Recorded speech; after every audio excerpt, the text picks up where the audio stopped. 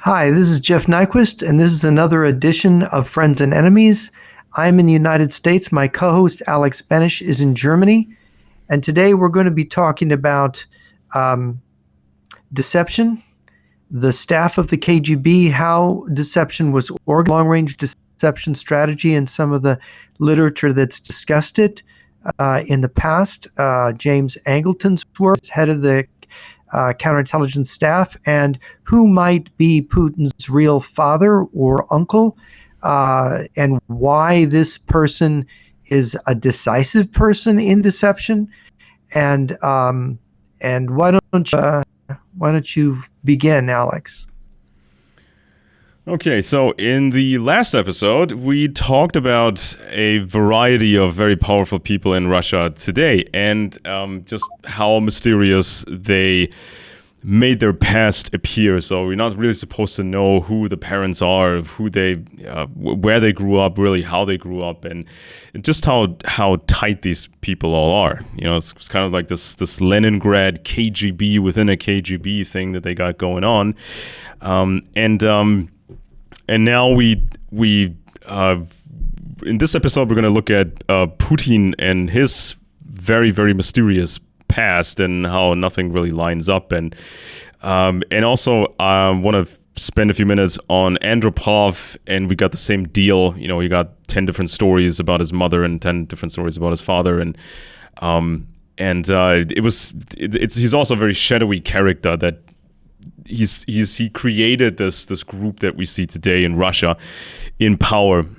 He handpicked these guys, he hand selected everybody, and this was kind of a multi-generational affair. So watching every generation bring forth the next. Also I got some notes on an investigation into this fifth directorate of the KGB in Leningrad or St. Petersburg. And they got themselves entangled into some pretty wild stuff. And initially, these fairly respected journalists, they thought they were just dealing with a story of spying on the new counterculture, the new movements in Russia after the foremost end of the Soviet Union, because back then, people thought they could finally express themselves and they can have green movements or punk movements or all kinds of movements. Some were more political, some were less political. And this was under heavy surveillance, heavy infiltration. So the same KGB was still using the old methods and tricks.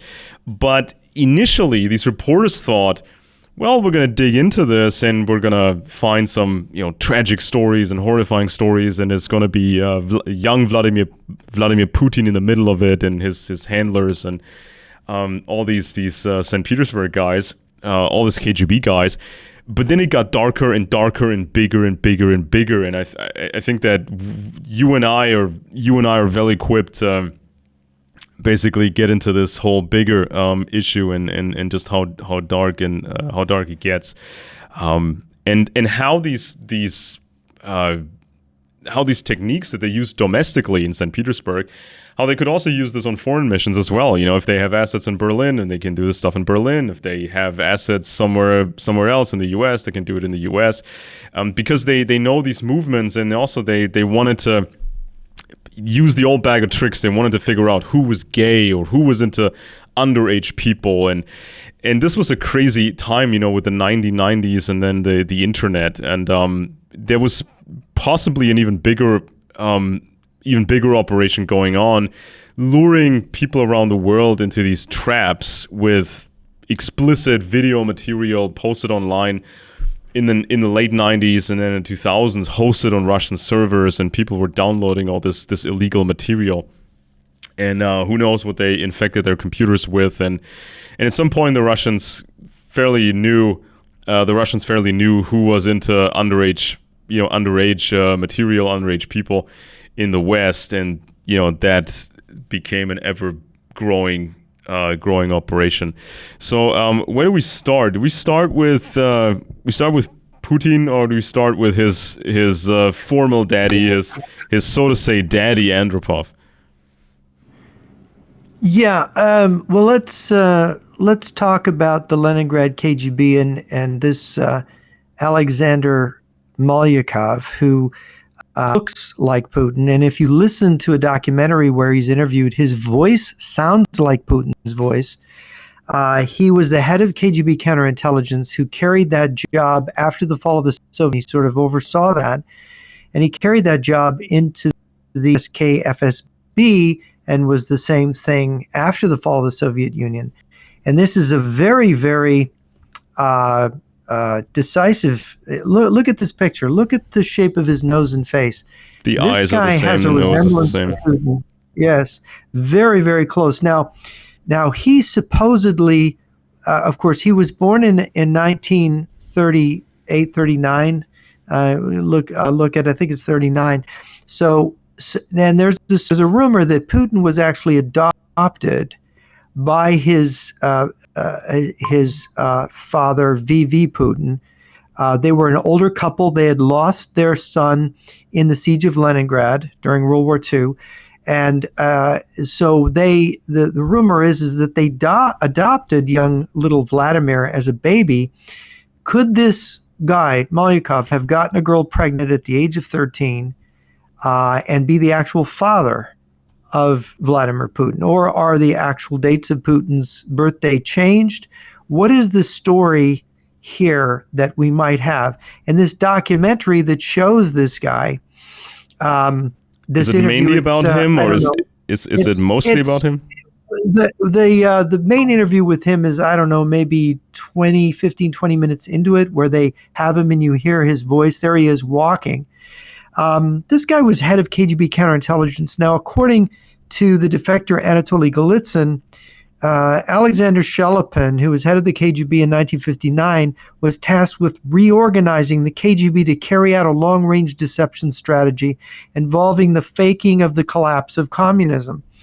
And to organize this deception, they created an inner KGB and an outer KGB, and that meant a complete makeover of KGB counterintelligence. There he is speaking there. Can we hear his voice? Hang on, I have to pick some of the settings. His voice is remarkable. I mean, my mother and sister on the phone, I could not tell them apart who I was talking to because their voices, you inherit the qualities. I have my grandfather's hands. If you look at a photograph of my father's father, he has the same hands that I do. Look at a photograph and it's like we're twins in terms of our hands. You inherit things from your parents. Your voice, different parts of your anatomy resemble your relatives. And this is a remarkable, you can fake a lot of things, but this guy, this Alexander Malyakov, has a remarkable resemblance to Vladimir Putin. Now, he retired in 1999, and of course, if you listen to the voice and you sort of close your eyes and just listen to the voice, and it's remember Putin's voice, listen to it, something of Putin's voice, you will hear the same kind of soft tones that you can hear in. Let's try that again, see if we can hear that on the system. Госбезопасности. Я действительно считал это величайшей честью. И никаких сомнений не было. Считал, что да, военная служба – это значит, если предлагают, доверяют, значит так нужно. Now that's remarkable, isn't it? Yeah, isn't the sound of his voice, it's... And he looks like 50% of Putin. I mean, it's just like, this is what happens if people have kids. And this guy's related to Putin. He's either an uncle or is his father. And of course, this story about Putin being adopted, could this be his real father? And we have never had a explanation for why Putin became head of the FSB, why he was deputy mayor of St. Petersburg, why he became prime minister and president of the Russian Federation. This would explain it. 1999, Malyakov, when Putin became prime minister and was slated to become the next president, Malyakov was in this decisive position within the presidential administration, Russian counterintelligence. He had oversight of all these things, having been head of KGB, FSK, FSB counterintelligence. And this is the inner KGB. This is the ones that were the guardians of the long-range strategy, the overseers of this strategy, the real power behind the power in the Soviet Union and the Russian Federation, going back when Alexander Shelepin organized it in 1959.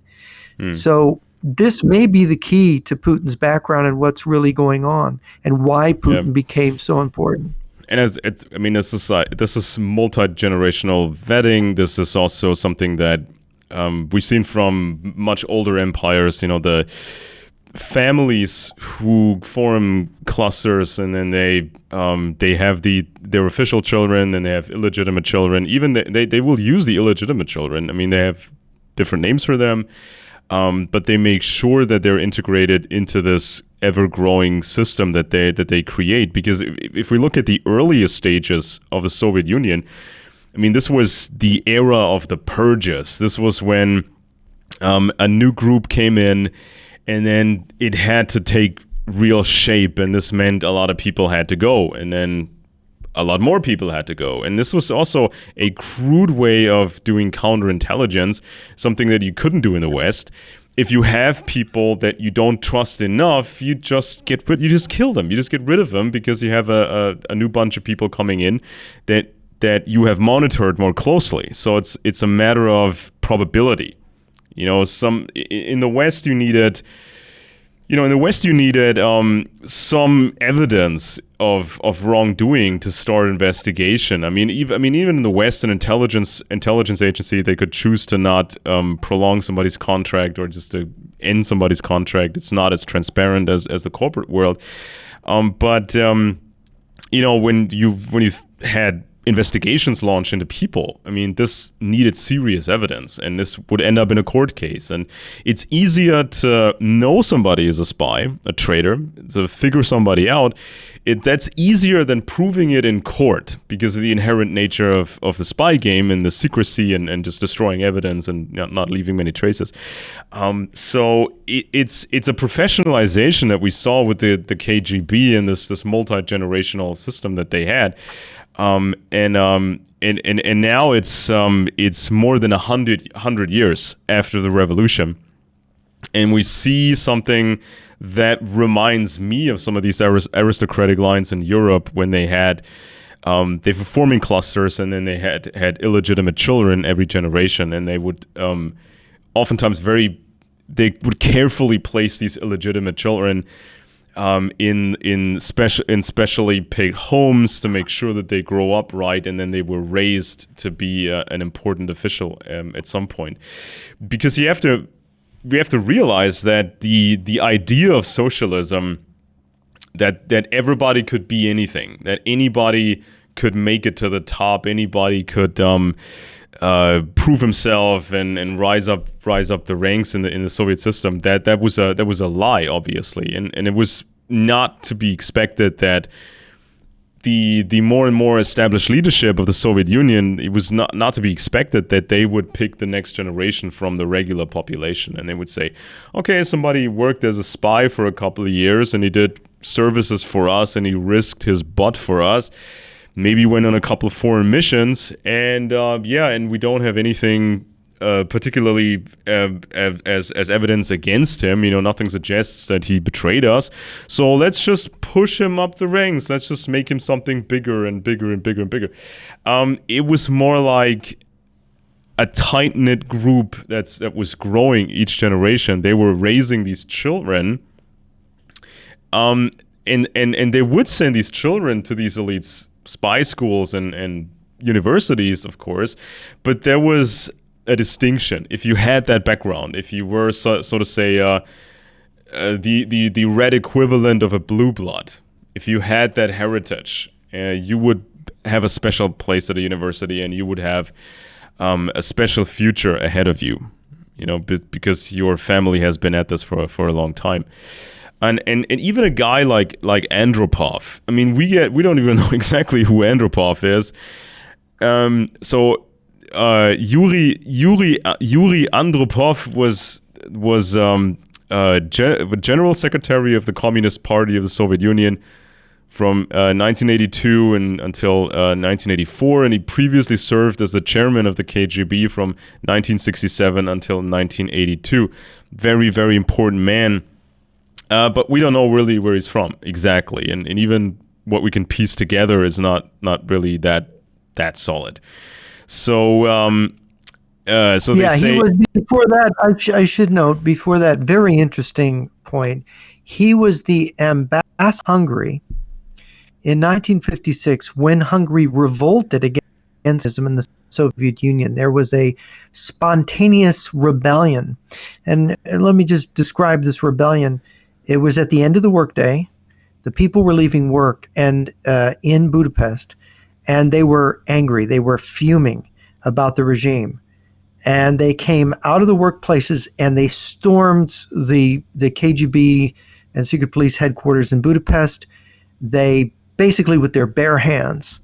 And there were troops brought in, and the troops turned against the government. So the crowd got a hold of tanks and machine guns, and it just waved over the center. And the Soviet troops, because they were afraid they would give up their tanks because they didn't want to fire on civilians, and they were shocked and overwhelmed by the outrage on the faces of the people, the Soviet army was ordered to pull back, and Khrushchev, who was then General Secretary of the Communist Party, Soviet Union, pretended to negotiate with the new emerging Hungarian freedom movement regime that was going to take over. They acted like they were going to pull out. And Andropov, as ambassador in Hungary at the time, was the person that was dealing directly with the rebels, basically fooling them, making them. Now, Andropov, before that, what we know is that he served the Central Committee of the Communist Party Soviet Union in secret capacities. So he was a top organizer. I mean, the Central Committee of the Communist Party Soviet Union is sort of like the Roman Senate, if you could compare it to another body. It's an oligarchical body in which those people in that, they're part of established families, tracing back usually to the old original Bolsheviks, the comrades of Lenin and Stalin, who basically make up the spine, the backbone of the Soviet state. And that was what Andropov, the milieu that he came out of. As far as we know, the details are, I mean, I think he was supposedly Soviet Karelia, right? Isn't that what the biographies say? So that he was Karelian, that would mean that he maybe was ethnically Finnish, maybe Finnish Russian. But anyway, Andropov basically performed this treacherous role in the Hungarian Revolution, where they basically and lied to the Hungarians until they could organize a force strong enough to just counter-invade. Because what the Soviets were then doing was they were bringing in additional troops, loyal troops, tougher troops, to come in and smash the Hungarians. And then they just as they were pretending to, all right, we'll let you have your freedom, we'll pull out, whatever, they just hit them hard. And that's when they realized a lot of Hungarians fled across the border into, I think, Austria, and escaped, caught and trapped and killed. And this was happening at the same time in 1956 as the Suez Crisis, where President Eisenhower had gone against our allies. Russia and France had invaded to retake the Suez Canal. Nasser had nationalized it. And at the same time, people thought, well, Eisenhower, you should be supporting the Hungarians. Eisenhower abandoned them and did nothing for them, which was a great disappointment here in the U.S. But that is Andropov's background was in that. And there's been some speculation, although it's just speculation. Andropov was also in East Germany when there was a rebellion after Stalin's death. There was riots and a rebellion. And it is thought that he was involved in early experiments in controlled opposition in the former Eastern Bloc. That is, how do we govern these people in the Eastern Bloc? We have to control the opposition. So they would create opposition that was controlled, and then they would lead them into riots or protests that would allow them to then arrest or smash the people they gathered together to protest the regime, jail them, murder them, whatever. That Andropov happened to be in East Germany when this happened, then was in Hungary when that happened. It could be there was an attempt to do something similar to what they did in East Germany, and it backfired, right? It control. And that Andropov was a guy involved in these experiments in controlled opposition, creating anti-Soviet riots or movements where they could basically arrest all the anti-Soviet people, the strongest ones, the ones that were willing to do something. And that can go wrong. And of course, what happened? He becomes the head of the KGB in 1967. What happens in 1968? The Czech Spring. Was he involved in that as head of the KGB? Was that his project as well? Golitsyn talks about the Czech Spring as being a rehearsal, a dress rehearsal in an East Bloc country for what would happen under Gorbachev. So they had to do these experiments in controlled liberalization and controlled anti-Sovietism in order to be confident enough to try it in the late 1980s under Gorbachev's reforms so that they could control the process of liberalization without it running out of control. They needed confidence in that, and they needed to develop the techniques. And this is the argument of why Andropov was important. And people talk, I should mention Vladimir Bukovsky, who I've talked to and interviewed on a number of occasions, basically had gotten hold of 80,000 documents from the Communist Party Soviet Union archive. And he had documents that showed there was this thing he called the Andropov, that the liberalization. Hang on a second. Could you repeat that term, because the connection was slightly breaking up? The Andropov plan is what Bukovsky would refer to it. And particularly in the documentary he did with Robert Buchar, the Czech cinematographer, he talked about the Andropov plan. He said, look, people are not going to believe me. They're going to think it's a conspiracy. But Andropov was part of this plan to liberalize the former Soviet bloc. And that's why Gorbachev was his protege. Gorbachev became the general secretary of the Communist Party because he was handpicked by Andropov. Andropov used to go down to take the waters down in southern Russia, where Gorbachev was governor. Gorbachev was a regional nobody. He was he was a regional governor. He wasn't exactly a nobody, but Andropov, there's a wonderful book written by two Russian dissident writers, Soviet dissident writers, in the, I want to say the early 90s, and I think it's called The Passage to the Kremlin. I've got it right here, and I've got it fully bookmarked because it's rich on Andropov.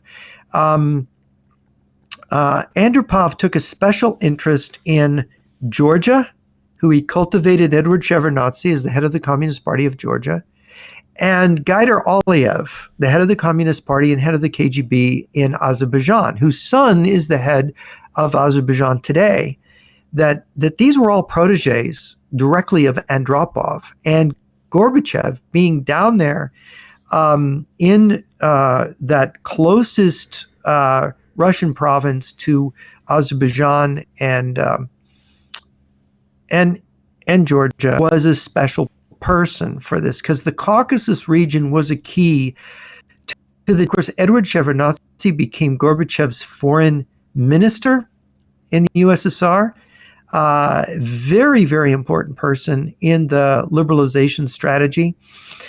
And of course, a lot of the secrets are this team that really Andropov formed. Now, Andropov died in 1983, I believe it was, and they had an interregnum where Chernenko, party apparatchik, who was in his 80s, took over briefly while Gorbachev was preparing to do the role that Andropov. Remember, they set up Andropov as being, well, he's really a liberal and he likes jazz, right? As if the KGB, the sword and shield of the Communist Party, could be liberals, because communism is diametrically opposed to liberalism in its classic sense.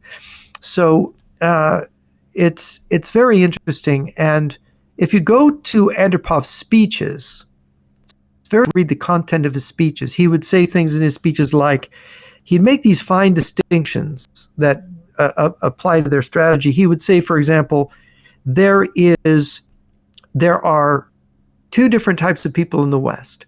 There are realists who will deal with us and we can control them. And then there are the ideological anti-communists who we have to marginalize and limit, right? And we have to make sure that the realists are the ones that come to power in the West, and that way we can win. Very interesting analysis. And then if you logically take it from there, you can see how perestroika and how everybody in the West became a realist. And as Golitsyn said, anti-communists were marginalized. Well, there's no more communism anymore. You're talking about the KGB communists in the Soviet Union. You're still living in the Cold War. You're an idiot. You know, you're just a dinosaur. You should be extinct. What are you doing walking around? You poor old thing. This is what I get when I talk about this. But now we see Russia and China and North Korea working together in this war against Ukraine. We see the Russian troops in communist Venezuela. We see them building infrastructure in Cuba and Nicaragua. We see all the communist countries working together, both supporting Russia and Russia supporting them. The communist bloc didn't come to an end. Yeah. We can see that and now. Also, nobody yet in a and we'll talk about it. Yeah, I mean, you and I, we've talked about different examples, from history with World War I, World War II, some other big conflicts. Things that we can draw parallels to today's situation and the upcoming World War III or whatever we want to call it. And in every one of these historical examples, it was a key factor when let's say the enemy was kind of fractured, when the enemy was inexperienced, let's say like the Nazis. They made a big show out of this unity, and everybody was 1,000% loyal to the Führer, but it wasn't really the case. It was so many different people in the Nazi empire, and this is what played a major role in this war, because the Nazis were spied on, by various different groups. There were Catholic groups. There were really old Catholic networks really spying against the Nazis. That's why Hitler wanted to get rid of the Catholicism and Christianity altogether. Hitler never trusted the Catholics at all, because they had a history. They had a very, very long history of covert actions as well. He knew the Pope Pius was working against him behind the scenes, and they were helping the Jews. And so Hitler really there was a time where he was actually wanted to go into the Vatican and overrun it. Yeah. But he was always prevented because of the reality of all the Catholic Germans that he would have offended. And also there were Protestant networks, very, very old. I mean, hundreds of years old. These networks, these Protestant networks that were in Germany, and they were still kind of active. They had structures. They also worked against the Nazi system, and they try to work with outside forces and the British and French and whatnot and the Americans. The problem is the problem is when they worked with the British were penetrated by people like Kim Philby. Yeah. And Kim Philby was given access to which Germans were cooperating with the British, and that would end up right in Soviet hands. So the Soviets would know the Germans cooperating with the British were their enemies, and they would. For all intents and purposes, I mean, obviously, also the Soviet infiltration of Nazi Germany also played a major factor in the war. We talked about this at length with spies and traitors like Martin Bormann Heinrich and Müller. And we know about the network drawing from these high-powered sources, and we know that Bormann was one of many or several of these very high-powered sources, and that shaped the course of the war. So, and also when the generals, it probably shaped Hitler's mentality at the end of the war, where he put his armies against the Americans, not against the Russians. Yeah, so he was tilting against the West at the end. And we also know we have data on these German German generals, German generals talking to the British, trying to make some kind of a deal with them, or talking to the Americans and trying to make some kind of a deal with them, making all these offers, and this is always important if you have penetrated the enemy even before a major war breaks out, or if there's friction in the enemy, within the enemy, and you can use that friction, you can talk to different people and make something happen. But nowadays, when we talk about Russia, it's not as, Russia has not been as chaotic as it was supposed to look. With the late stage USSR chaos, and then this fake little coup that they had, and then the Yeltsin era, and Yeltsin was always drunk, and then different people battling for the industries, and then some of these oligarchs being cut off, and then suddenly there's Putin, and nobody really hadn't paid any attention to him before that much, and so it seemed very chaotic, and people got killed over there over money and status, but there was still this very, very professional structure over there in Russia, a multi-generational structure, multi-generational vetting, super hard to impossible to penetrate from the outside, and that's what makes Russia so very, very dangerous, because it's not like Nazi Germany. It's not like some of these other empires that were really chaotic and fractured. Especially the Germans. I mean, Germany was not a unified empire for the longest time. There were just these different little bits of Germany, and sometimes they hated each other. Sometimes they were super mega allied with each other. But it was not a unified empire. And with the Russians, I mean, they had forever to purge and vet and purge and vet. And with Andropov, I mean, we get 10 different stories about Andropov's father and supposedly his mother, and it's all very, very nebulous. I mean, we're not supposed to know who this guy is. They hide the basic psychology. They don't want to be analyzed. They don't want to be understood. So they don't want you to know much about. So we're being told his father was a railway worker, like a worker. If you want to be a big communist, or you want to have a communist credibility, your father has to be a worker. He can't be some guy who was important in Tsarist Russia. You can't have that, because it sounds bad. It needs to be a worker background. And everybody faked his history after the revolution, of course. So father was supposed to be a railway worker, who conveniently died in 1919, so he could never be talked to again. So almost right after the revolution, basically in the Civil War, he's gone. Father is gone in 1919. Just poof, gone. Can't talk to him. Nobody could ever talk to him again. And the mother, Andropov's mother, supposedly Yevgenia Fleckenstein. And she was sometimes she was referred to as a school teacher who died in 19. Was she Jewish? I get to that in a second. Okay, yeah, that's just. And she supposedly died in 1931, which is also a very important time of purges and falsifying history, and the big hunger problem that they had in Russia in the Soviet Union. Well, that's when collectivized farming was getting going, especially in places like Ukraine. Yeah, and Stalin wasn't as powerful yet, and it was also all kinds of stuff going on, and it was this very difficult time, and lots of. Well, Stalin in 1929, Stalin basically had already destroyed the left of the Communist Party Soviet Union by going right and supporting NEP.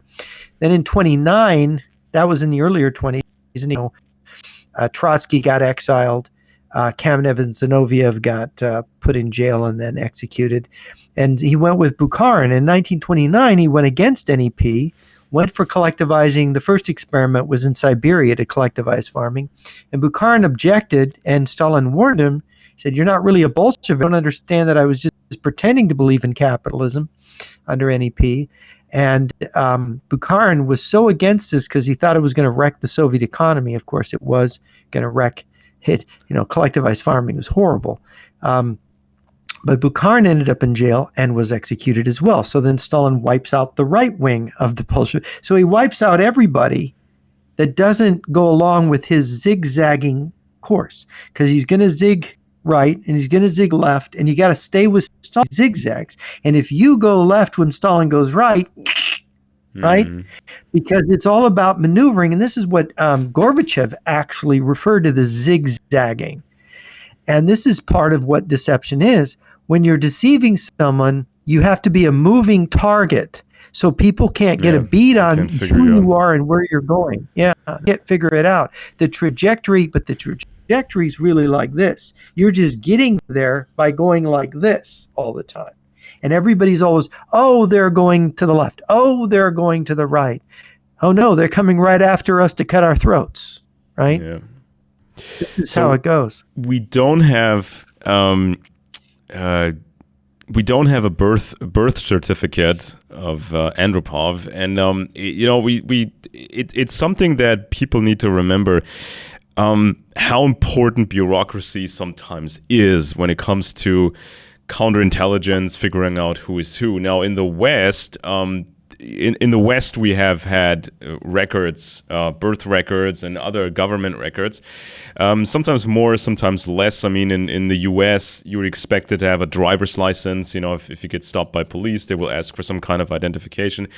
But, you know, in most other countries, especially in Europe, you have an actual internal passport. This is not your foreign travel passport. That's another thing. You got to have an internal passport.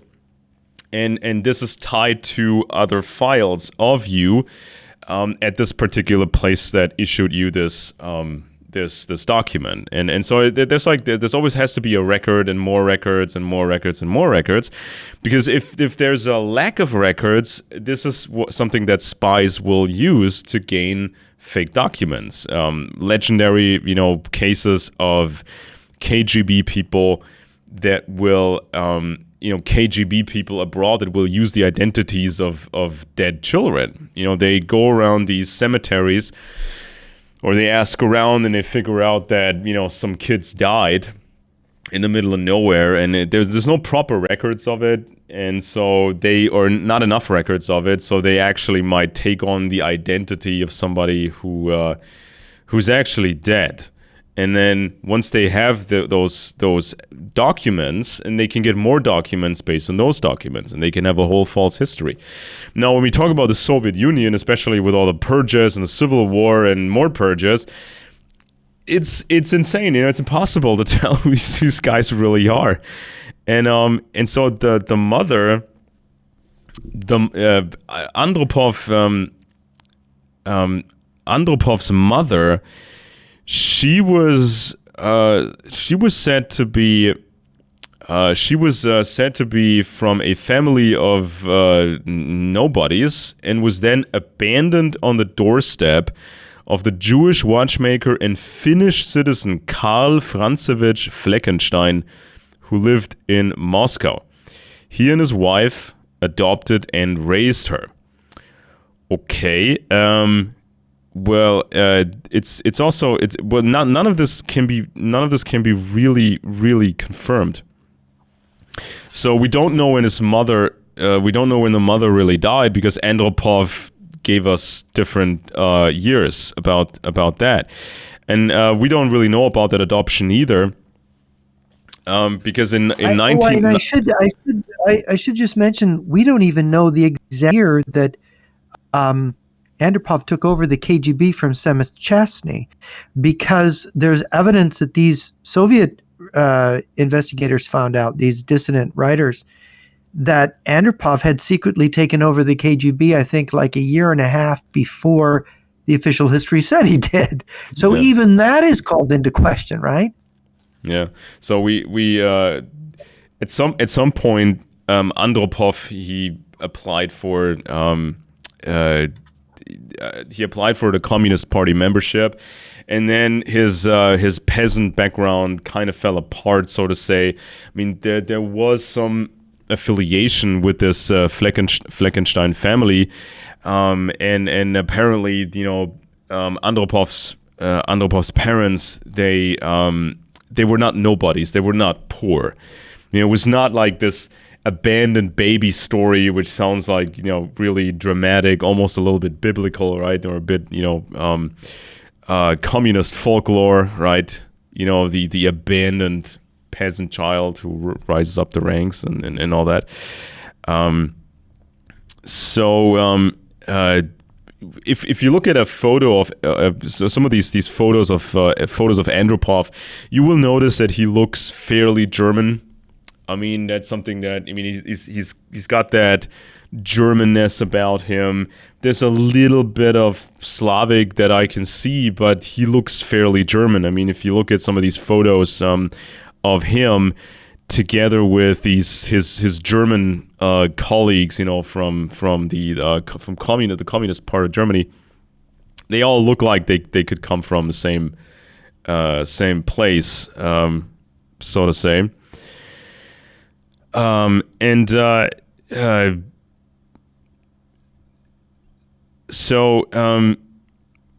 this was an invention. His proletarian simplistic background. This was kind of a fakery, and it sounds like kind of the backstory of Putin and the backstory of some of these other characters. They would never admit, I come from an old family. I come from people with connections and people with money and people with power. They don't want that at all. Yeah, because if you see that a person is a second or third generation Bolshevik and it's in their family blood that they served the Central Committee, then the idea of them changing their faith becomes psychologically and sociologically impossible to believe. It's like you have a church, right? Like you have the Presbyterian Church, and suddenly they all start worshiping the devil all at once. And you think, well, how can they have flipped as a whole? How could all of them have done this? And you see their background. This guy's father was a minister. This guy had been a missionary in Africa it's like people are dedicated Protestant Christians. This is impossible. Whatever we're being told about these people suddenly becoming Satanists cannot be true, because we look at their family backgrounds and who they are, and it would be impossible to believe that even one of them would do this, let alone 100 of them in a congregation, a couple hundred of them.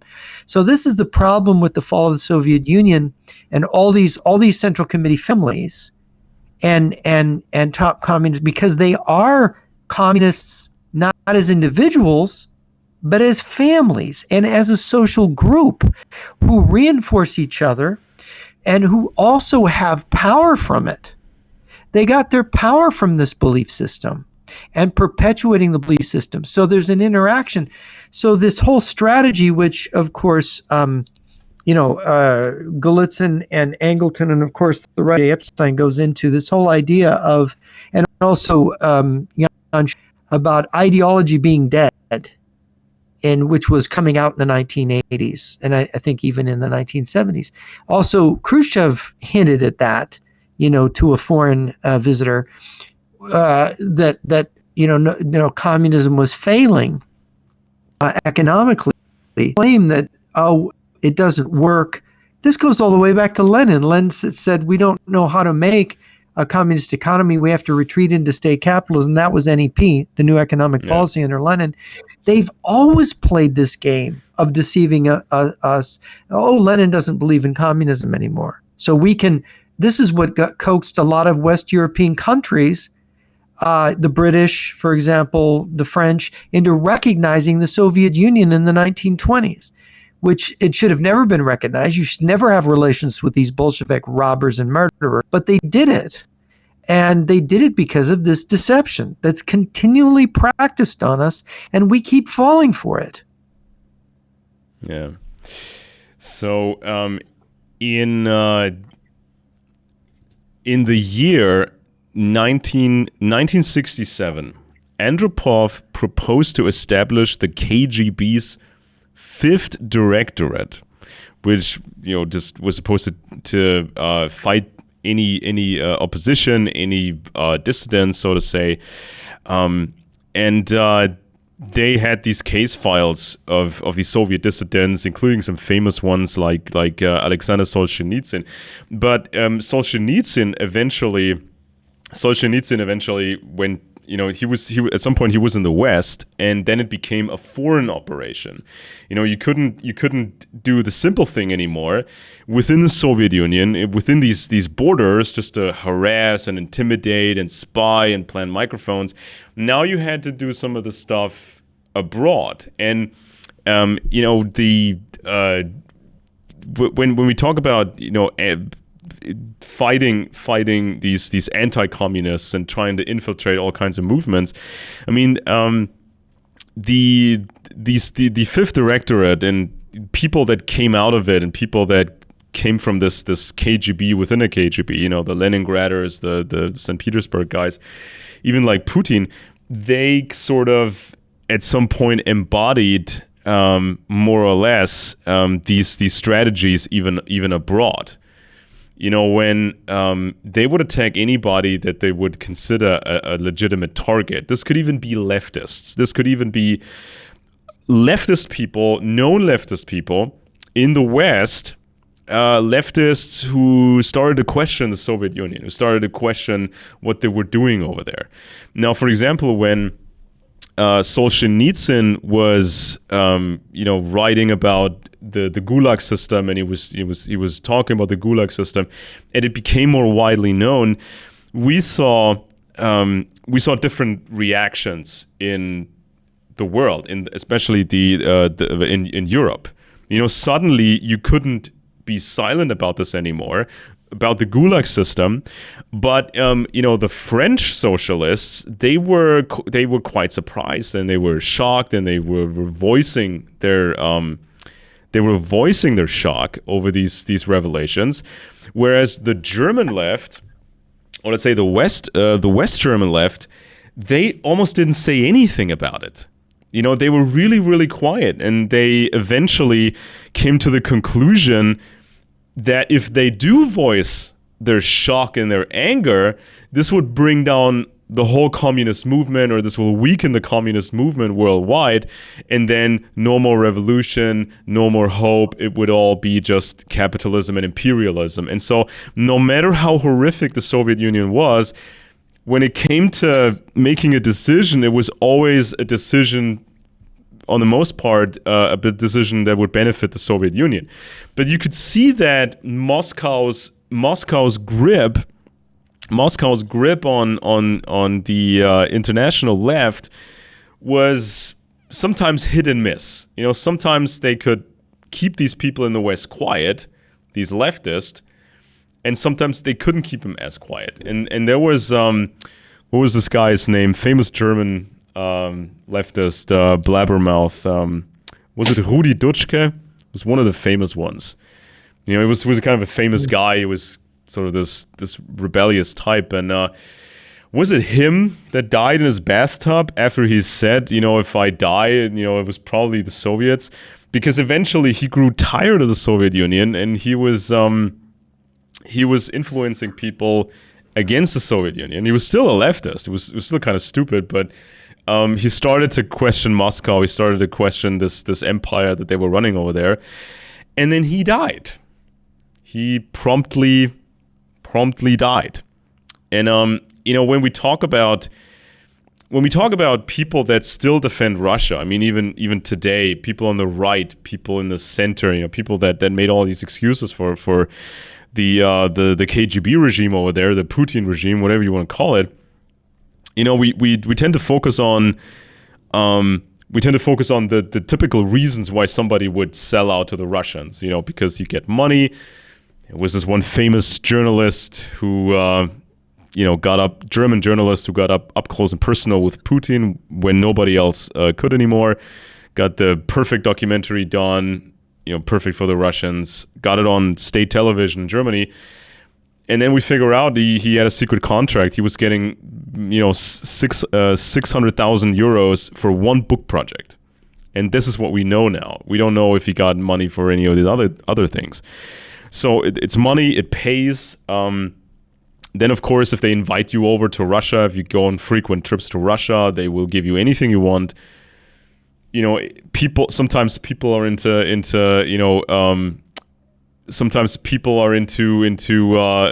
sexual deviances involving underage partners. You can do all that sort of stuff. You can do that in Russia. They will invite you into Russia, and you can get what you want. Ego. Then there's a sense of revenge. This one journalist from Germany, he said, I wasn't getting paid properly. I was working so hard as a journalist, an investigative journalist, and I couldn't make any money or wasn't making enough money, so I got real pissed, and then I took the Russian money. There's all these reasons, but sometimes it's intimidation. Sometimes it's that you are in a circle that is really dangerous, and you can't really get out of the circle because they can threaten you, they can threaten your family, they can make credible threats, and the police in Germany will not help you. They will not be able to help you, or in France, they will not be able to help you. You can recruit somebody or keep somebody active, or at least in line with threats. Some amateurs believe that spies always use threats. They don't. They want to make you their friend. They want to make you a partner. They really do want, because the problem with threats is that people become embittered and they become hostile if you threaten them. So threatening can backfire on you. Now, it would only be a last resort, but the threats, for example, this meeting between Putin and Trump yesterday, the friend has to be over the top, but the threats have to be so subtle that you think, well, he didn't really threaten me, but then you're thinking in your back of your mind what he has over you, what he can do to you. So the first thing that Putin says to Trump when he sees him is, glad to see you okay, or you're alive, or whatever. Yeah. Right? Like, to underscore the fact that people to kill you, so that in other words, you can be gotten to, you can be killed, doesn't mean you're still alive.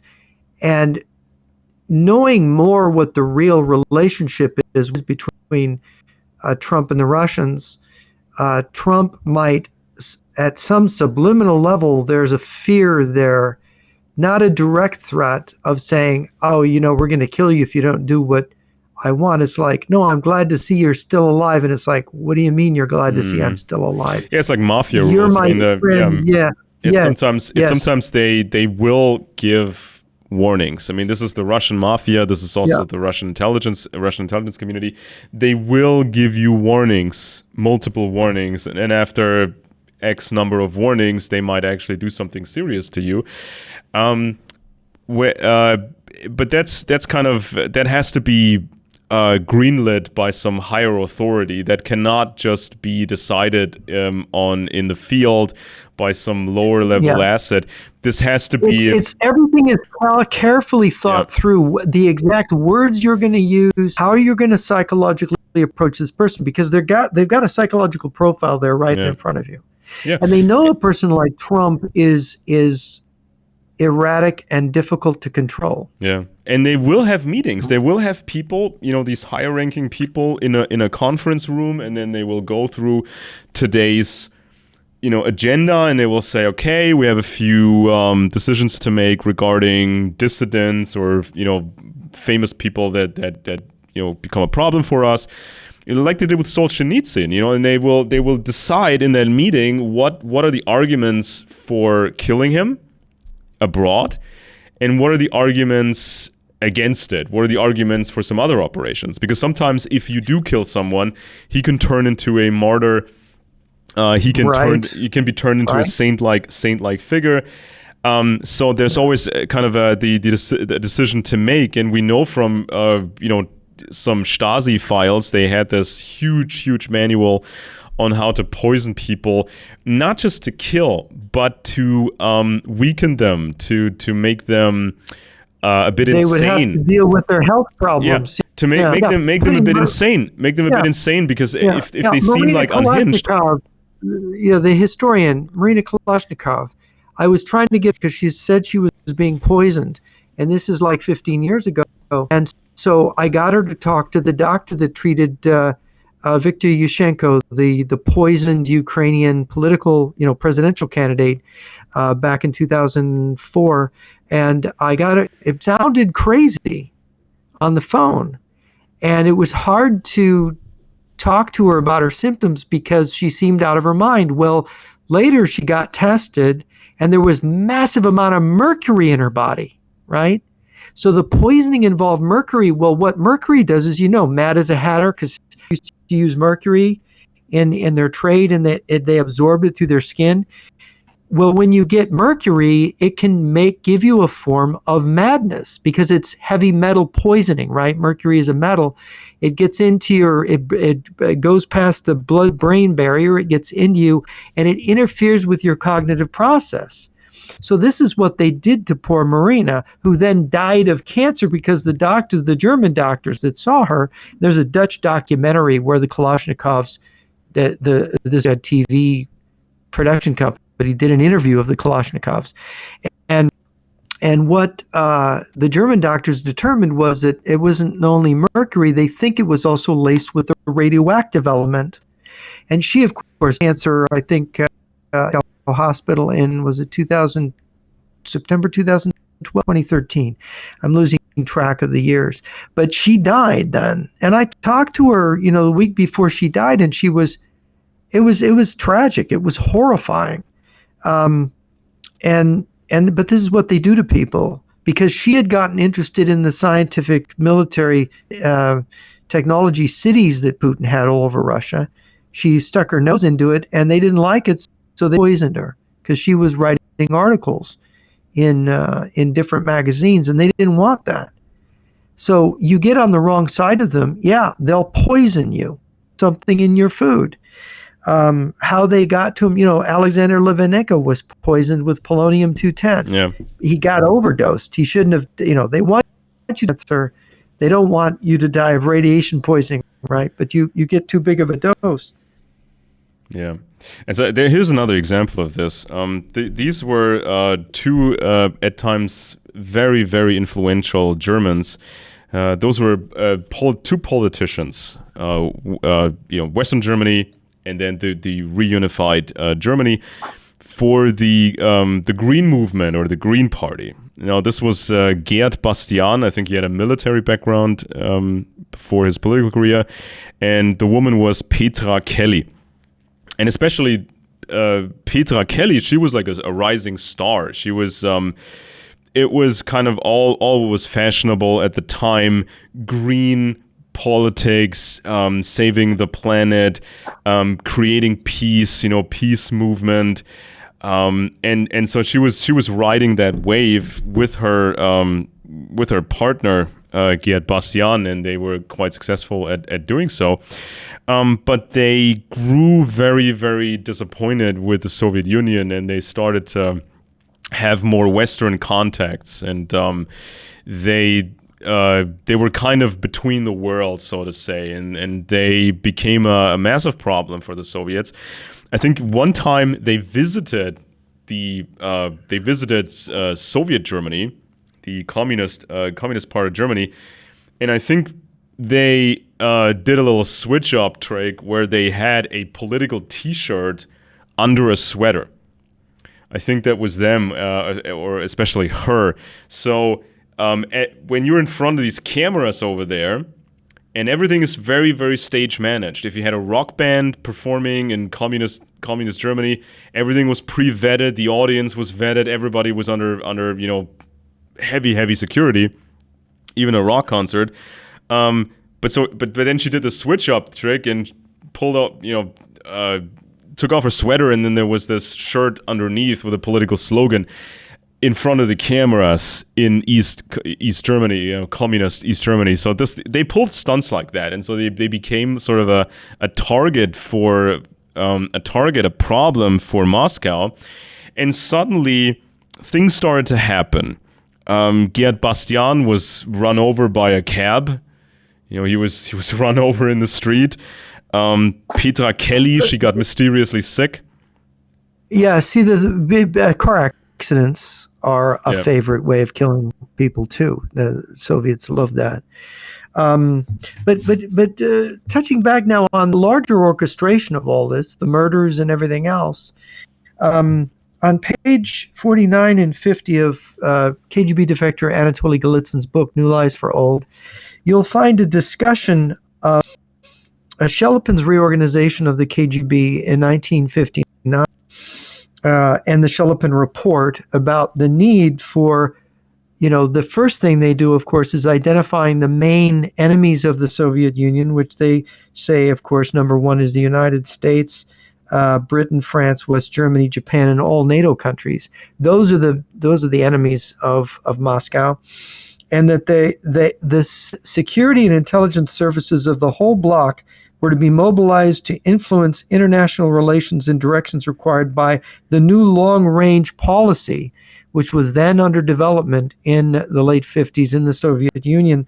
This is where KGB General Mironov, the head of the Leningrad KGB, and then head of administrative organs, which had oversight over the KGBs, basically the KGB chief's boss, is strategizing everything. Very close to Brezhnev, by the way, and Khrushchev. Mironov was the strategist of deception, of KGB deception. So this reorganization established a disinformation department of the KGB to coordinate the messages that would give us about what the truth is.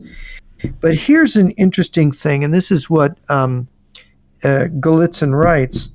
The report ended with the assurance that the Presidium had approved the new tasks of the KGB, attached greater importance to their fulfillment, and was confident that the KGB staff would do its best to put the directive into practice.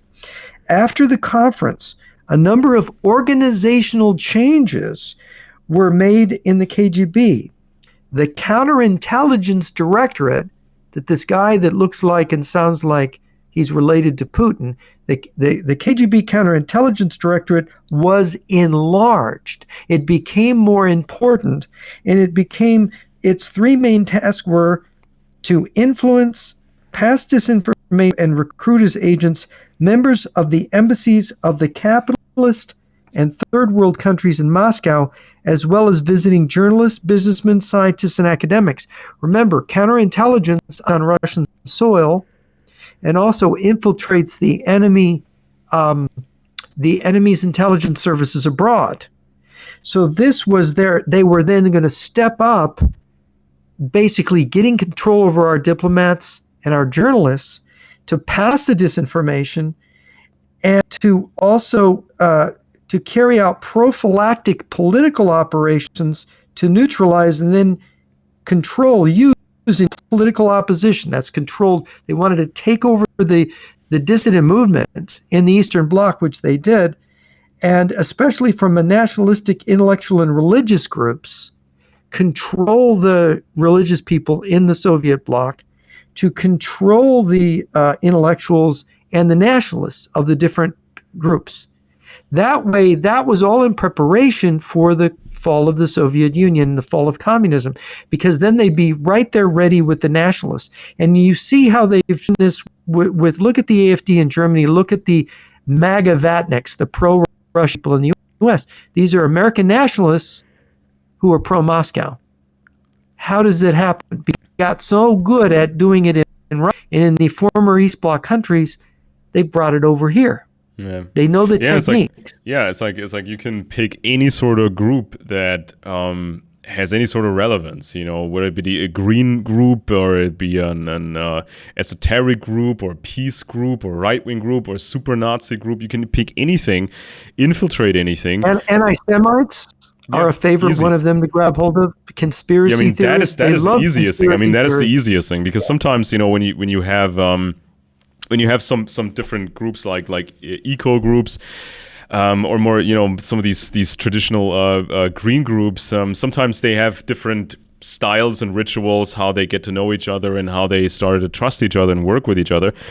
And but with the anti-Semitism and that sort of stuff, it's virtually enough to say the things that this particular group wants to hear, just to blindly repeat slogans and statements and buzzwords, and that will create that will create the trust, that will create membership. And if you're getting a bit more serious, you have to say things or allude to things in the public. Now, you can do that to a varying degrees. You can hint a little this, hint a little that, have a bit of plausible deniability.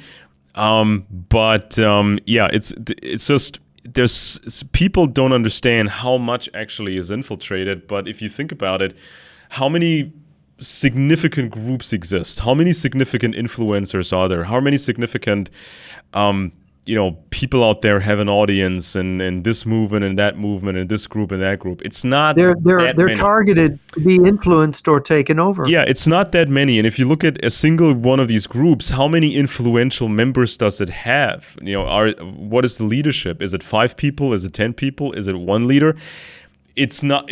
You can, as an intelligence service, as a spy service, you can focus your resources to gain enough influence over foreign movements, over foreign societies and groups, and you can have these meetings in a conference room and say, should we put our emphasis on this, that, and the other? Should we spend more money and time on this? Should we spend more money and time on that? And then we'll come to a conclusion. And here, there's this story here this is about the 5th Directorate of the KGB, sort of like the KGB within the KGB, and this is where the Leningrad guys and the St. Petersburg guys you're from, and then when they did all these operations. And so there was a story, this was done by Katya Arenina. She was a journalist for Projekt, and this is an organization that has done some very interesting work, and they got into massive trouble with the Russians, obviously, for that. And so this journalist, Arenina, she began working on a story concerning the events of the 1980s, the period of perestroika, and then the 90s when all these different organizations formed and people got into, the eco movement or the punk movement, all these subcultures, and people were just looking for purpose and looking for memberships, and so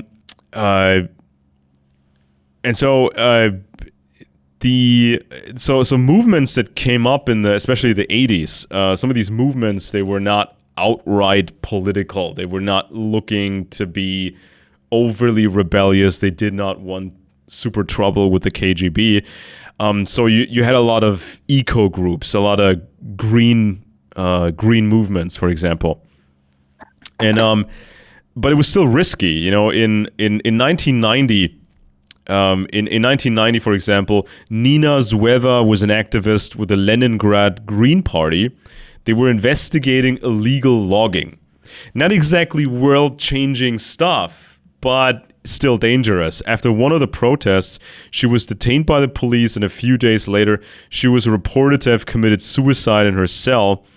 Investigation got nowhere, and then so a bunch of people started looking for her. They wanted to figure out what happened to her, and so one of the guys that went looking for her was a young Leningrad resident, one of the founders of the Green Party there, Vladimir Gushchin.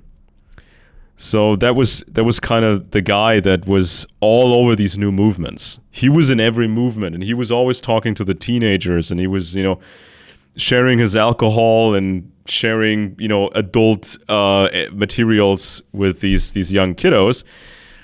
That's what the investigation showed. So Vladimir Gushchin, and so this journalist was looking to find the story. She wanted to see how these new movements got infiltrated by the KGB, especially in Leningrad or St. Petersburg. And then she centered on this person, this Vladimir Gushchin, because he was everywhere. He was in every movement. He was talking to everybody, and he was quite a dark character with some very serious connections. And so the story became bigger and bigger and bigger. And so this was kind of a movement in the 70s. They called it Green Hip, Organization of Green Hippies. They started to stop illegal logging, track down poachers, plug pipes that were being used to dump sewage into lakes. They were sort of a green patrol. And so they met this Gushchin person who was the leader of the Green Hip movement at the time. So he didn't look like a hippie at all. He looked like a very stern guy, kind of like a cookie cutter KGB type. And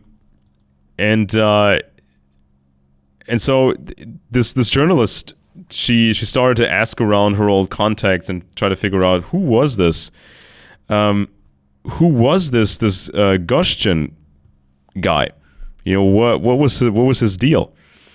And so she talked to a bunch of people, and they gave her they gave her a lot of information.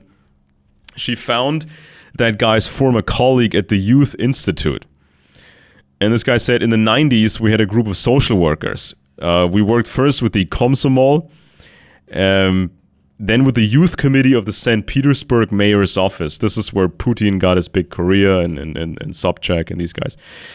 So in 1995, it created the Center for Work with Teenagers and Youth. And they figured out that this Gushchin guy was kind of manipulative, and he was kind of too close to these young kids that they worked with. So he was always about mapping these kids, getting to know everybody, photographing everybody, reporting kids to the authorities, and also recruiting people for information. So it looks like he was the spider in this growing scene of movements in St. Petersburg, especially kids, especially young kids, and then it gets really crazy.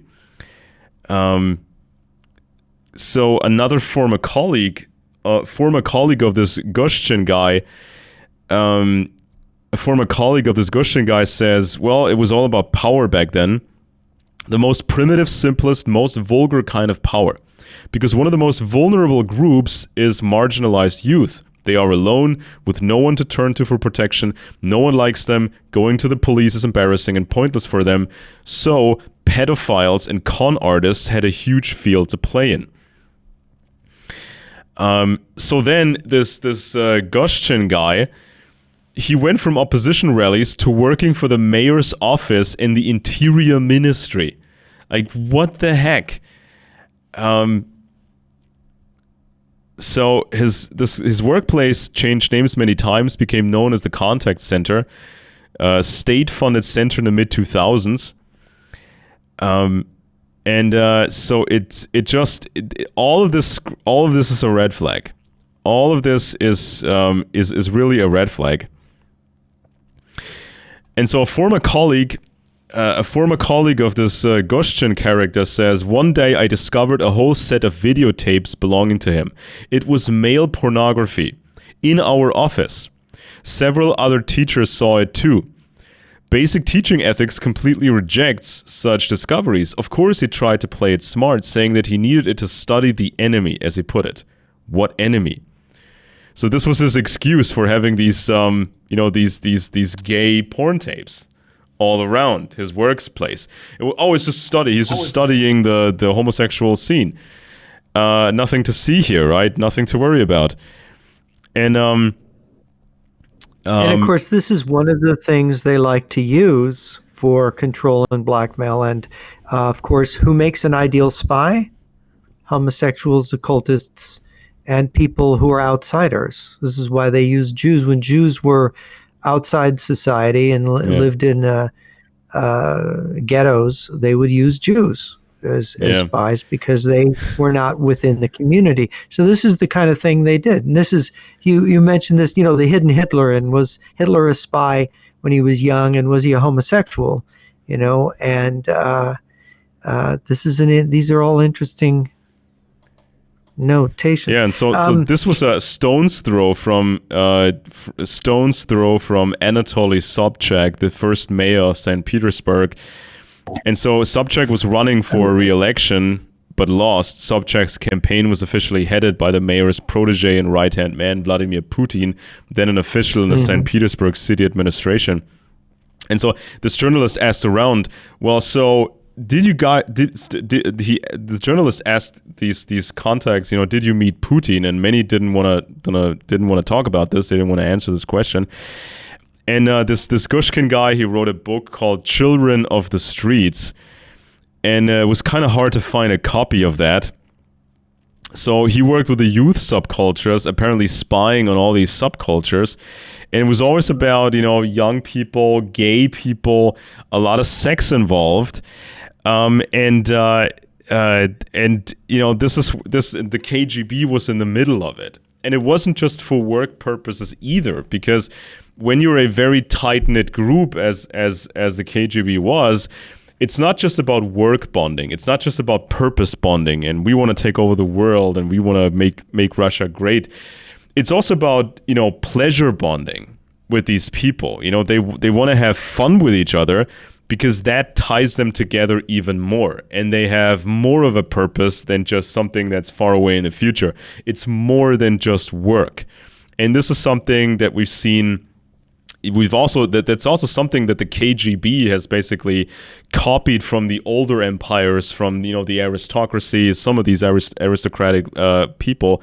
They needed to have fun with each other. They needed to have pleasure bonding, not just work bonding or trauma bonding. When you're in the middle of an operation, military or intelligence, there has to be a fun element to it. And so when you recruit people who are visiting Moscow, they famously bring them to parties, introduce them to women, give them good food, they want to find out where their heaven is, what their hedonistic buttons are. Yeah. And this is one thing they do in recruitment, definitely. And so these people that were asked by, the journalist, this journalist talked to these people, and they told these stories about this Gushkin guy was probably KGB and tied to the mayor's office and these Petersburg KGB guys. So people would say he often showed up at our parties and took a lot of pictures of the guys. Some even joked that he had built up quite a collection. I heard that he could make advances, and he was at some point, he became a strange old guy who shared his alcohol with others, still talking to the teenagers, still photographing teenagers, and getting very comfortable with these teenagers. He used to go to all kinds of parties where teenagers hung out, always bringing his camera. And then, somebody from the group died. Gushkin was somehow involved, and it was very, very creepy. And so then another source said the following. Another Leningrad, St. Petersburg source talked and said the following. In the late 80s, I used to attend all the democratic rallies. And remember, this is all the new movements, all the new thing. KGB wanted to control it all. With these parties, in the 80s, late 80s, I used to attend all the democratic rallies. There I met Gushkin, who was a member of the Green Party. Somehow they had been given the green light to operate almost legally. In the late 80s, we would all get beaten up and detained for a day, but they were allowed to hold events with foreigners at the Leningrad Palace of Youth, the stronghold of the Komsomol and the KGB. People like Gushkin were sent there by the Chekists to control the green youth from within. So then the journalist found that book, that the book that the journalist had been looking for so long, this Gushkin book called Children of the Streets. It revealed new names and events surrounding Gushkin. At first, the stories about troubled teenagers and trips to the countryside seemed harmless, but they gradually turned into something dark and frightening. Gushkin described youth subcultures as criminal groups and talked about recruiting teenagers and methods of infiltrating their communities. Gushkin wrote about St. Petersburg street children who prostituted themselves and even hinted that he slept with the teenagers he was supposed to be looking after. Most importantly, Gushchin implied that he collaborated with the KGB and was a secret agent for the state security services. The operation was monitored by the Leningrad Regional Committee of the CPSU. Program was supervised by the KGB. What years were that? What was the date on that? What were the years?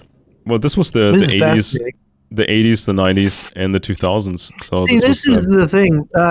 I think I told you about the source that I had, that that Andropov was organizing when he was head of the KGB, pedophilia rings. And they did experiments with children, experiments in sexual perversion in Komsomol camps. That's the communist youth organization in the Soviet Union. And they did experiments by luring Western social democrats visiting, youth visiting the Soviet Union in these orgies and whatnot. And that they wanted to understand the psychology of perversion, how to develop it. And of course, because pedophile rings were a key source of blackmail. I mean, after all, homosexuality was being normalized in the 1980s. You couldn't blackmail people as easily for being homosexuals, but pedophilia, that source of pleasure bonding, as you would say, and the kind of perversion, the moral perversion that attaches to it, and the way you could get these people to do anything for you, this was very attractive to Andropov. Yeah. And my understanding was that those communists who thought wrong and didn't want to do it, eliminated in this struggle over this policy. And it's like a reward system. When you have an affiliation with some KGB circles, then you can do the things that you want to do. And if there's police coming, you get a warning ahead of time. Or if they do arrest you, you have a special phrase or a special card. And then you will not get into trouble and you can continue on with your life. So it's also a system of privilege, that you can offer to people in exchange for loyalty. But here's an incident of a very blatant recruitment. And this is also something that happened quite a bit. So this one source told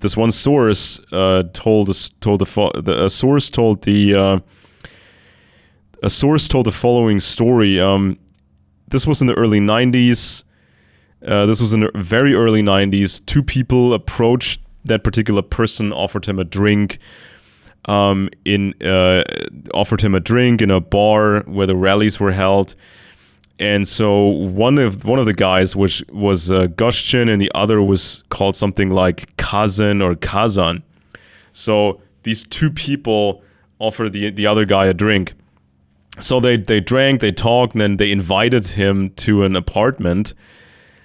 He said he doesn't remember anything after that. He blacked out immediately, and when he woke up, the two men said that he had been raped and that they had taken some photographs of him, and they demanded that he should give them any information that he learned as a journalist about the Democrats and fulfill their orders in the newspapers.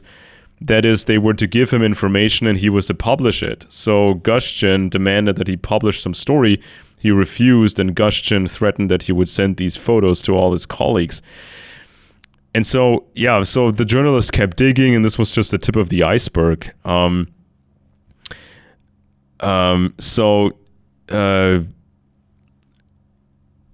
this was they infiltrated the gay youth community. This particular book said that the Komsomol provided Gushchin with data on a certain Kazan whom the authorities had been keeping an eye on since the mid-1980s. The Komsomol activists who formed the assistant police brigades at that time were full of secret KGB and MVD officers. It was these people who introduced Gushchin to Kazan. As Gushchin wrote, there were groups of homosexual teens operating in the vicinity of Moskovsky railway station. The most famous of them was Mr. Kazan's group of minors, about 30 people, including children engaged in prostitution, but I did not know who Kazan himself really was. They said they just called him Kazan. They said he was an aide to some member of parliament, but then he abruptly disappeared. I heard he did some prison time for molestation, something to do with kidnapping a child. And so in the 1980s, the KGB used to publish a top-secret journal where officers shared their professional experience. In 1988, the journal Sporny KGB published an article by officers of the Leningrad KGB Directorate, a unique testimony of how the Secret Services spied on dissidents. So here it says, the Delta Group initiated the Baltica 88 conference in Leningrad, where ideas were expressed about the need to create a Green Party. Environmental groups are the most active in this respect. The question of having our agents in their leadership capable of influencing the situation has become acute.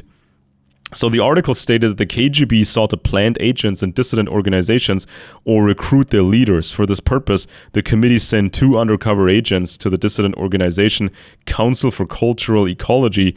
The code names of these agents were Petrov and Shura. And this went on and on and on. And so here another source. This is from another source. Viktor Cherkessov was one of the senior officials of the Leningrad branch of the KGB, actively fighting against dissidents and perestroika movements. Cherkessov was a colleague and friend of Vladimir Putin. They served together in the Leningrad KGB. Later, Putin made Cherkessov deputy director of the FSB and even offered him to head the entire special service. An operational headquarters was established in the Leningrad KGB. An operational group of experienced officers was formed in the 5th Directorate. The group operates as a separate division of the 5th Directorate. For years, Putin tried to prove that he was only involved in foreign intelligence while working for the KGB, but there's more and more evidence that he and Cherkessov were both employees of the Leningrad KGB's 5th Directorate. And we know about the accusations against Putin, by the dissident that ultimately got poisoned with polonium. That's Alexander Litvinenko, the accusations against Putin regarding homosexuality and pedophilia. Now, it may be that Litvinenko, that he got to know some of the work that was Putin may have been involved with. You know, with the Leningrad, the St. Petersburg street children and entrapping people, the gay community and installing people. So maybe the information got a bit garbled. We can't really be certain. So there's different scenarios. You know, Putin may be that way, or he may have just been involved in that kind of work. Let's talk about that for a minute.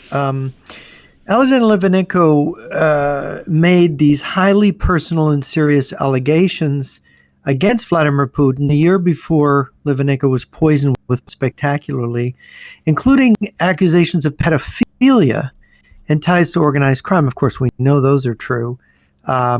And these claims were a major part of his feud with Putin before his death.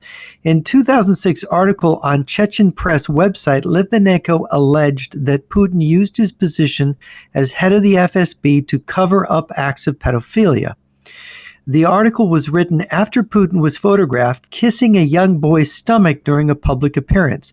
I don't know if I have a link to it. I don't know if we can show it, but it's very bizarre. I watched it many times.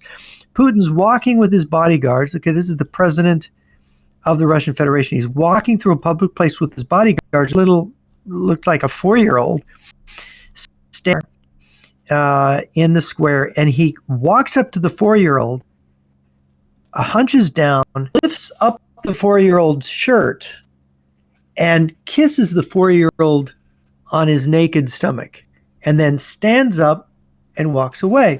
And Putin said, well, I just couldn't resist. You know, he was so adorable, he couldn't resist. And even the Russian media that caught it on camera was dumbfounded at this. And this inspired Litvinenko to talk about his mentor, who was a colonel in the FSB, who when Putin was appointed head of the FSB, I think it was 1996, this colonel remarks to Litvinenko and says, oh, now the pedophiles and homosexuals are taking over the FSB. And then he explained to Litvinenko what he knew about Putin, that this proclivity for children and homosexuality was discovered in Putin when he was training to be a overseas first chief directorate officer. This is the claim that Litvinenko made, and a lot of people, a lot of other Russian defectors, one other Russian defector, KGB defector, told me that he wouldn't even talk about it because he thought that Litvinenko was murdered because he did this. But this colonel that revealed this to Litvinenko was, I think, shot to death, murdered his front porch or the front part of his house, was killed, I think, within a couple of years of this.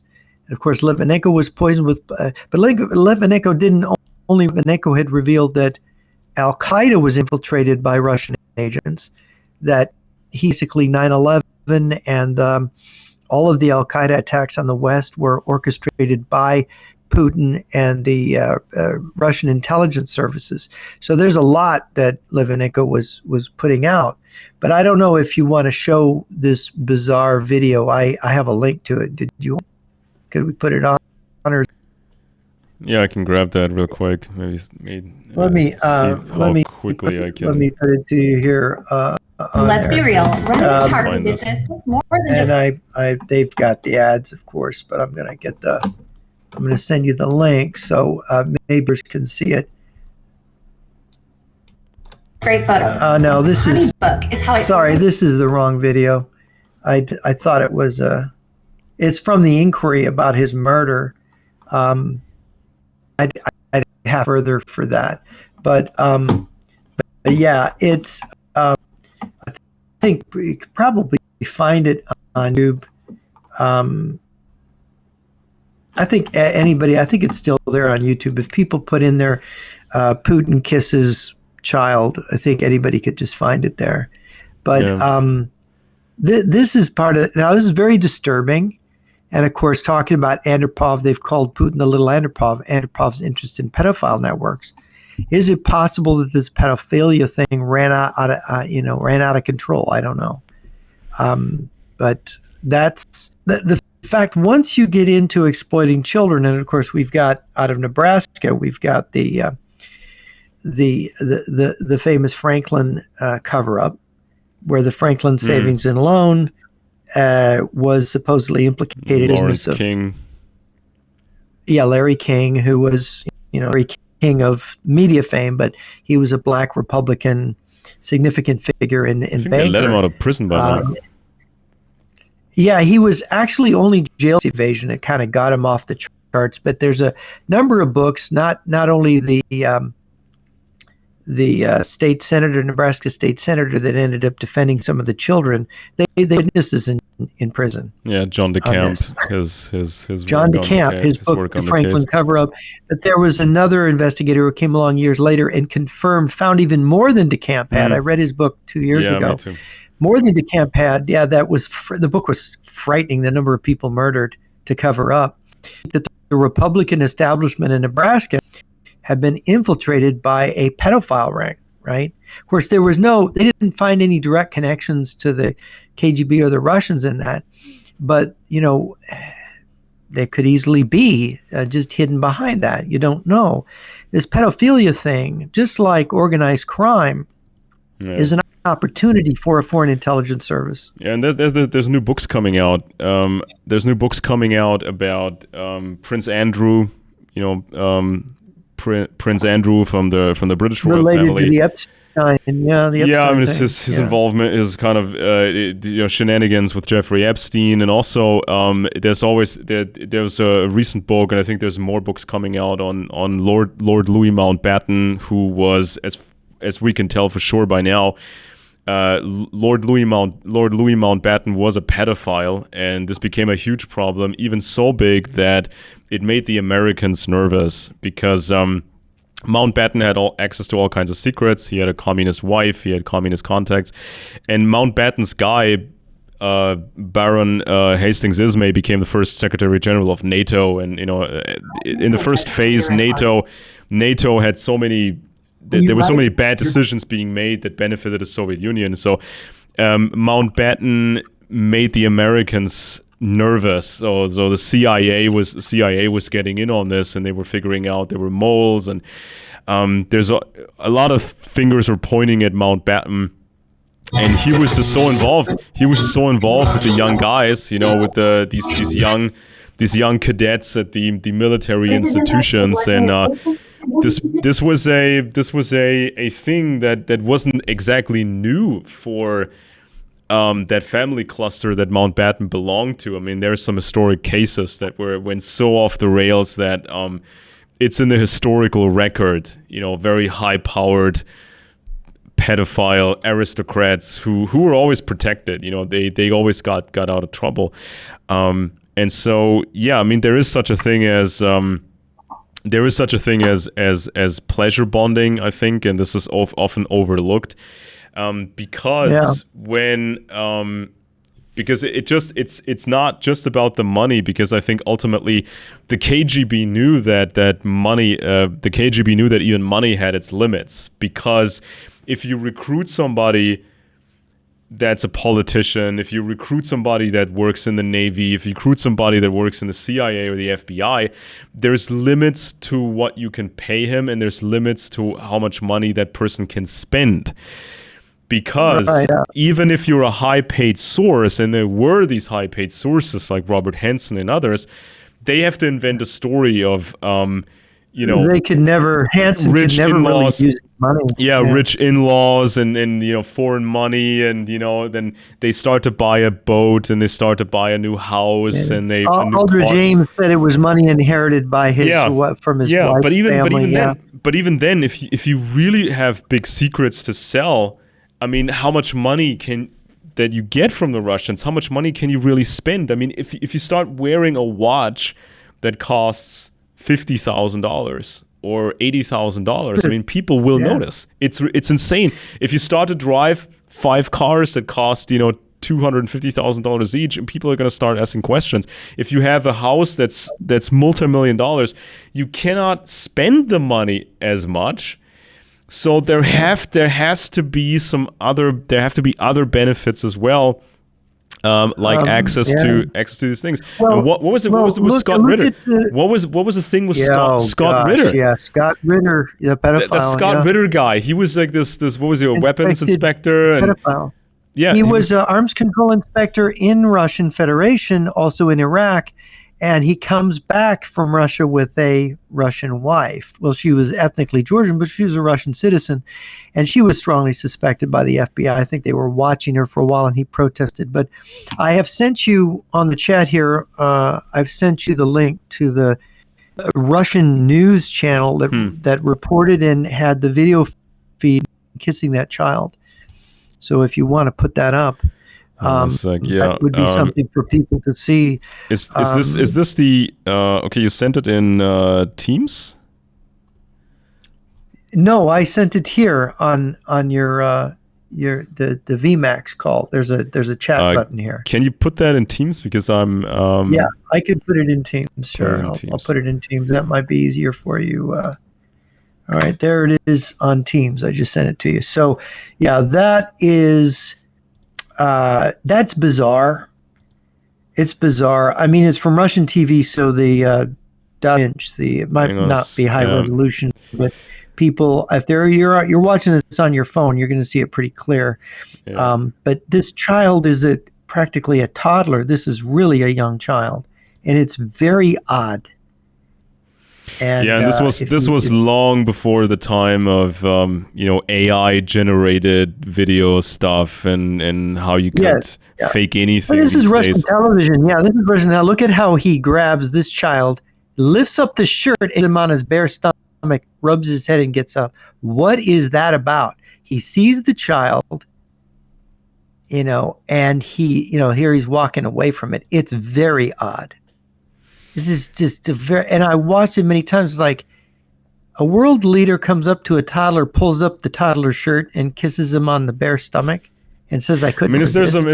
there some local weird tradition where this is considered normal at any place in Russia? No, I talked to a number of Russians, and they said this is weird. This is not a Russian thing. to kiss children on their stomach. This is not. In fact, you could look at the face of the broadcaster. She's telling the story. They wouldn't have normal. They wouldn't have, right? Yeah. But this is not a Russian thing. It's not. Yeah. So essentially, essentially the this fifth directorate, fifth directorate of the KGB, they were the experts of experts when it came to controlling people and luring people into traps and even forceful recruiting people. And this is the sort of thing that that people have to expect when you come under Russian control. This is. I mean, imagine if the Russians take over all of Ukraine, what would happen? They would install a system that would control everything and everybody, and they could do anything to anybody. 20,000 Ukrainian children. They kidnapped 20,000 Ukrainian children. How many of those children are turned into the sex trade by Russians and used as pedophile subjects? Yeah, and they could, of course, and they could do anything to anybody, and they can forcefully, take people's children and make them the next soldiers, the next wave of soldiers, and send them to the next war. So they have a few million. They have done that. Yeah, a few million, so you get a few million soldiers. So they take everything from you. They take your freedom from you, your dignity, your life, your children. They can take anything from you. Brainwash your children. This is what the Turks did. They were called Janissaries. They were Christian children brought and then brainwashed to be Muslim super warriors. Yeah, and we have to put that in the proper perspective, because whenever there was a crazy French CIA project, and that got leaked to the journalists, or there was something else that that happened in the West, it always gets amplified by leftist journalists. It always gets amplified by these pro-Russian guys, and they make a big deal out of it, and they say, look, everything else is better than America, everything else is better than this great Satan, the US. But people usually, they don't have anything to compare that to, and they don't have any way of quantifying what they just saw. When some of the MK Ultra stuff came out, and they some of the MK Ultra stuff came out, or something else came out eventually, and this was always blown out of proportion so hard, and people made that their political education, because you don't hear anything about anything serious in school anyway. So this is something that they read, something that they watch on the internet, and then they think they know it all. They think they understand it all. And there's some cases, like you mentioned, the Omaha, Nebraska case, the Franklin cover-up case. And there's some other cases in Europe, especially the Casa Pia scandal in Portugal. This was also a high-powered pedophile ring involving some very, very influential people. Some of the TV household names, stars, were indicted and ultimately convicted in that case. And it was this affluent circle. They were getting these children from orphanages, and they would just provide these children to high-powered paying guests. And it was also said that sometimes these guests would fly in from the United States, so they would book a package. They would fly there, get what they want, and then fly back home. And in Portugal, the laws were so weak for so long, I think right until the 1990s. Many things that would be considered crimes in other countries weren't even real crimes at the time in the 90s in Portugal. And then there was the Marc Dutroux case. This was in Belgium. Belgium is this tiny little country, in the middle of Europe, and nobody was really paying any attention to Belgium until it came out that this weird guy was kidnapping children, apparently selling these children to high-paying customers. He was kidnapping kids. He was providing kids, sometimes stashing kids in his multiple places that he had, even though he was officially jobless. Officially, he was not supposed to have anything, but he had properties and he had connections. And the investigations never really got that far. I mean, they put him in prison. They put his woman in prison. But ultimately, that's when the investigation died down, because there were a bunch of people that died, a bunch of people got killed before they could give more statements, before the investigation could get any further. So there are these very, very dark things, and it's not exclusive to the West. And when these things happen, it doesn't mean everybody's in on it. Not everybody who's ever met Jeffrey Epstein was in on everybody. Right, because that's just not how this thing works. And I mean, if you imagine, I think famous musicians, they were always, famous rock stars, they were always into underage kids. And even in the 70s, in the 60s, in the 70s, people weren't paying as much attention to the topic, and so people have to differentiate. What are you looking at? How big is this? How deep does this go? Who's behind it? And it's a universal thing. It can happen in Moscow. It can happen in St. Petersburg. It can happen in Beijing. It can happen in all these places, or North Korea. This is when they can do it and have no press that's after them. They have no politicians that are after them. There's no scrutiny, no nothing. Nothing can stop these people. And this is ultimately what these characters crave, that they have ultimate control. And they know, the Russians, the North Koreans, the Chinese, they know these things are going on here and there in the West, and they will try to use that for maximum purpose. I mean, one of the biggest cases, I think, in recent memory was the Lord Louis Mountbatten case, because he was in a position actually to really help the Soviet Union and really protect moles, in the MI5 and the MI6, and protect the atomic spies, that kind of thing. So, yeah, and then it's like this. It's this big black box, with the Leningrad KGB guys. I mean, we cannot say everything for sure what happened over there and what still happens over there, but we get the picture. And people have to ask themselves: do we want these people to rule us? Do we want these people to go on like this? Do we want to submit to these people? Do we want to be aligned with these people? Because you know what direction this is going. You can kind of guess how these people are.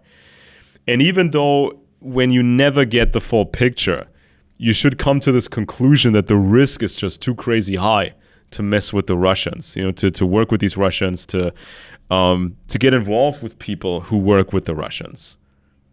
Because it's just an insane, stupid risk, and you have many better options. But I think something that drives a lot of people, especially over here in Europe, when people people became angry at the United States and very hostile towards the United States, and became more friendly towards Russia. I think every time there's a new disappointment, when the Russians, they're not successful in this, that, and the other, and there's a new scandal with the Russians, and it's just Putin is not the Messiah, and Putin is not the friendly guy, he's not the cool guy. A lot of people, activists, they will sort of panic a little bit, because they think that without Russian help, they can get nothing done, because how dysfunctional activists are. I mean, if you ask an activist from a specific group, they will go into their usual routine. They will say how great their group is and how everybody should join that group, and this group knows everything, they can do everything. But every activist knows about the problems in their particular groups. They know about the infighting, they know about the craziness, they know about the dysfunction, they know about the backstabbing and fighting for better positions. And it's like they're so terrified when they have to do things on their own with other activists, When there's no Russia guiding it, when there's no big cavalry coming, or there's no money coming in from Russia, and there's no direction, guidance, and there's no chain of command, coming from Russia, these activists, they can't get anything done. They fail over and over again, and they never get anywhere. And I think this terrifies them, and they will make this weird decision, try their luck with the Russians, because they think that's better than trying it on their own. Because this is ultimately the choice that these activists keep making, over and over and over again. Make a deal with the devil, because what else can they do? Yeah. Well, anyway, I've got to do an interview here at the top of the hour, so we've got to wrap it up. I'm Jeff Nyquist. My co-host has been Alex Benesch, and we've been discussing the Russian counterintelligence manipulation, use of sex, and deception strategies. So I thank you for joining us. I hope you'll join us next week. I'm Jeff Nyquist. This has been Friends and Enemies.